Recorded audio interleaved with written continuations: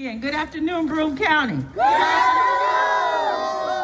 My name is Angela Riley, and I am the City of Binghamton Councilwoman for District 3. And I am standing here before you in this beautiful weather to share that I am excited about the promise and potential we have for tomorrow. How about you?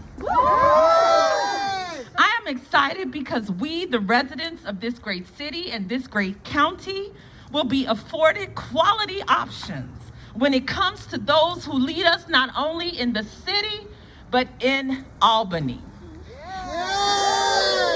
As Shirley Chisholm once told us, you don't make progress by standing on the sidelines whimpering and complaining. You make progress by implementing ideas. And the candidate we are gathered here to talk about today, Ms. Lea Webb, is that candidate. Lea is a leader we can depend on. She ran and won a very tight race for city council and held that position for 8 years. Lea was the youngest representative and first Black city council person in Binghamton. She used these attributes and her talents to not only push legislation and policy that affected the most marginalized communities, but she advocated for all. And that's what makes a difference, when everyone can lean on their representative and expect a change. She worked not only to change infrastructure, highlight the vacancies such as the grocery stores in certain neighborhoods, and also supported small businesses. Again, tapping into all sectors of our community. She continued this dedication and fervor as she not only guided me through my city council campaign, but she continued to push candidates across the country, both here in the city, in the state, and again, across the entire United States. Everyone knows Lea Webb.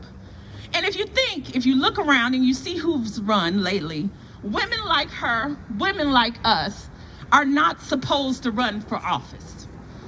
We weren't born to wealthy or powerful families that were in politics before, and we don't have friends that will help friends, that look to continue to help friends. And many times, people that live in certain zip codes have destinies that often are determined by statistics. But I'm here today to say that Lea will be that voice that resonates amongst the people and for the people. She is an educator, organizer, and advocate dedicated with a lifetime dedication to public service. And after many years of change, we need her. Our neighbors are still asking questions, still in need of housing, still in need of quality resources and tools, access to food, healthcare, mental health, and more. We are looking for a leader that will prioritize them. Not only are we looking for such leader, we deserve a leader. We deserve a champion that comes with community activism experience, who can jump in the muck and mire to find solutions. We need an official that listens to the voice of the people, not just those that will line their pockets, but every constituent to set her priorities. Lea Webb, again, is that candidate. Without further ado, I introduce you to our next candidate for State Senate, Ms. Lea Webb.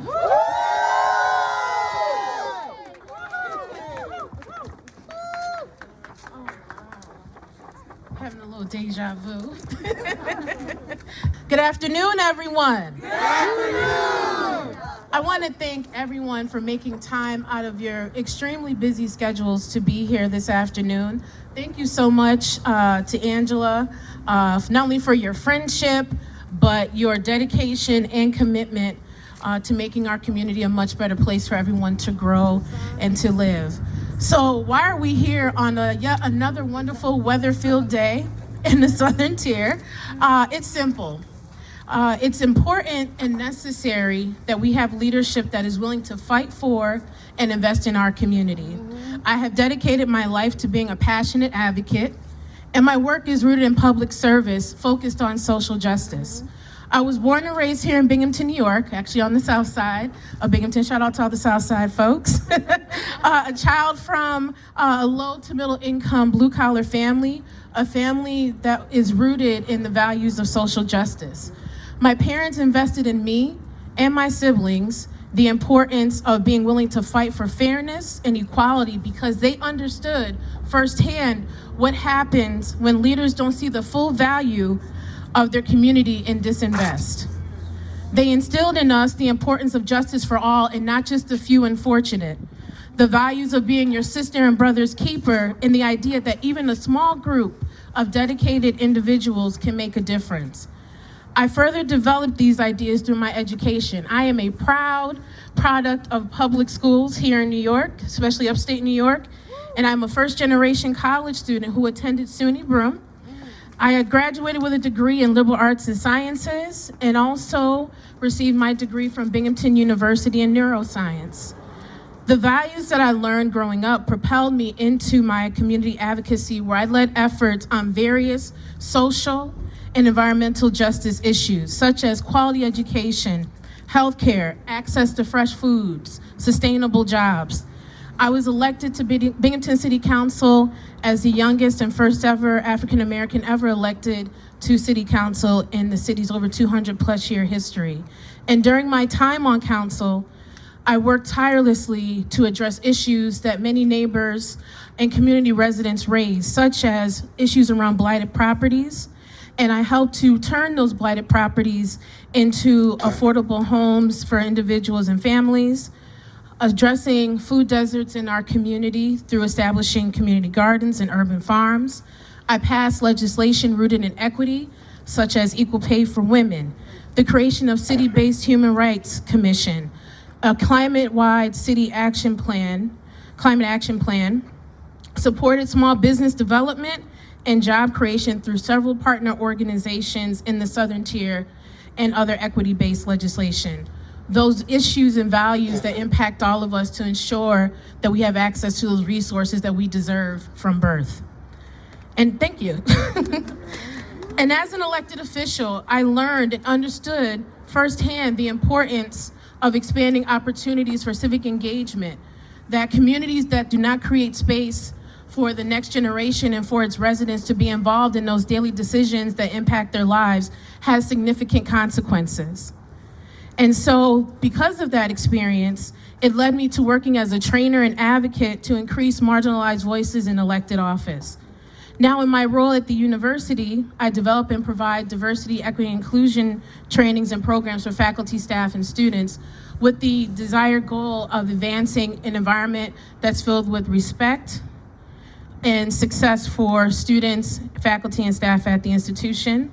And I also work with nonprofit businesses in the Southern Tier to create more culturally responsive organizations. So the big question is, why am I running for office? I know it's the burning question. So for me, one of the things that I have observed in my time, both as an organizer and as an elected official, is that there is a growing disconnect between our elected leadership and understanding the struggles that everyday people are facing in our community, and they are passing policies that reflect this awareness. Instead of creating a pathway to collective progress, there seems to be a commitment to playing politics and maintaining the supremacy of the status quo. And this comes at the expense of people's livelihood, especially those who are historically marginalized. This climate that we find ourselves in is not only being exacerbated on multiple levels, and the exacerbation is demonstrating itself through apathy, but also disparities in the ways in which we gain access to those critical resources that we all deserve, regardless of our zip code, our race, ethnicity, gender identity, sexual orientation, creed, socioeconomic status, ability status, age, and so on.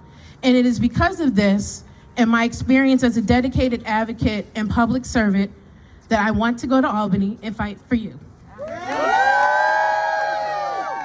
So, those issues I'm looking to address. One of the big ones is housing. And so I know this has come up significantly in our community and across the state. And as a city council member, I led the fight to create quality, affordable housing, from championing rehabilitation programs such as Restore New York, to working with nonprofit housing developers to build new units, to protect tenants by standing up to absentee landlords, and providing opportunities that support pathways to home ownership. I have worked to address the root causes of our housing crisis. And in the state Senate, I will fight for better, affordable housing for rural and urban communities alike. And I'll start by supporting the good cause eviction legislation. I will also fight to ensure that our rural communities get their fair share from the Biden administration's Build Back Better program. In the case of the environment, I have been working with advocates for the environment. I led the fight here locally to ban fracking in the city of Binghamton. And as a council member, I helped to establish a citywide climate action plan, change laws to promote more green space development, and supported programs to remove lead from Binghamton families' homes. In Albany, I will fight to ensure that everyone can live in a healthy and resilient community. I'll work to limit the impact of climate change, protect our natural resources, and look to secure alternative energy sources for our small farm communities. Let's talk about healthcare. The pandemic has most certainly, I often remark, has served as a massive mirror to the systemic inequities that have existed in our society for quite some time. And in the context of healthcare, this pandemic opened our eyes to the need to expand home and community-based services for our most vulnerable residents. When I worked as a healthcare organizer at Citizen Action, I fought to build support for the Affordable Care Act and the passage of the New York Health Act. I understand the impacts of rising medical debt and its growing burden on already struggling families. With personal experience working in managed care, I know that we can do more and we must do more to prevent families from losing their homes or having their wages garnished due to medical debt. I'll work to make sure that New York starts protecting people from losing everything when illness strikes. And last, and certainly not least, maybe nothing is more important than our economic security. For far too long, our upstate communities have lacked the investments we need to improve our economic future. I have supported small businesses as a former member of the Binghamton Local Development Corporation, which provides grants and loans to startup and existing businesses. I helped to invest in Binghamton by attracting major residential development projects to the Commission on Downtown Binghamton Development. I have worked with the Broome Tioga NAACP to establish an employment preparation program for our youth so that they are ready to seek jobs and careers for their economic advancement. And in the state Senate, I will fight for common sense, equitable investments that make our communities vibrant places that families want to settle in rather than escape. Yes. Right. I will work to ensure that our working families have wages that they can thrive on rather than just survive, where they are not having to choose between putting food on the table or paying for life-saving medications. And so in closing, I can't do this alone. We have an opportunity to create communities that are vibrant, resilient, and inclusive. Policies that center human dignity and fosters integrity both now and for the future. Please join me in bringing this fight to Albany by electing me as your state representative. And so in true form, I have some questions. Are y'all tired of the status quo? Yes! Are you cold? Yes! Are you warmed by the possibility of making our community more equitable? Yes! Do you want affordable housing? Yes! Access to quality health care? Yes! A clean and healthy environment? Yes! And an economy and jobs that help you to thrive? Yes! Are you fired up? Yes! Are you ready to go? Yes! Are you fired up? Yes! Are you ready to go? Yes! Then let's go, everybody. Join me and let's bring our voices to Albany. Together, we can ensure that our community receives equitable access to the resources and quality of life that we all deserve. Thank you.